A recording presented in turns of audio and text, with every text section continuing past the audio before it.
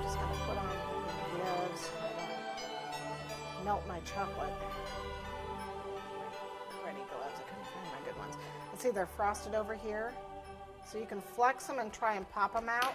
Whoops, like that. Or you can actually take them and pull them. I just put my finger in there and pulled, and it comes out nice and shiny. Okay.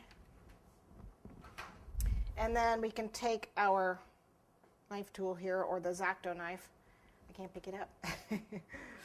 And we can trim this edge. Now you're not going to see this edge because it's going to be buried in the frosting and the cake, but you can trim that if that really bugs you. All right. And then we can paint them.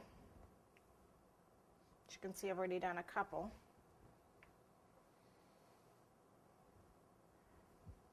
And basically, I've stopped handling them.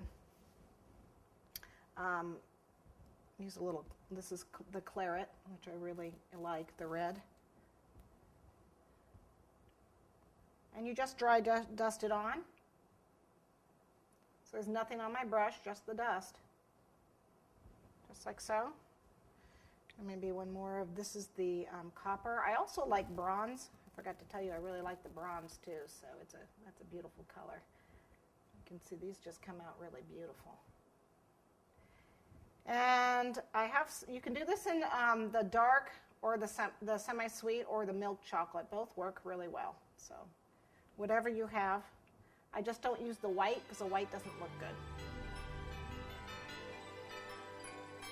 The white and the colored chocolates don't work well. Just use the milk or the dark. Okay, so I did quite a few here, as you can see. So we're ready to go ahead and start working on our lights.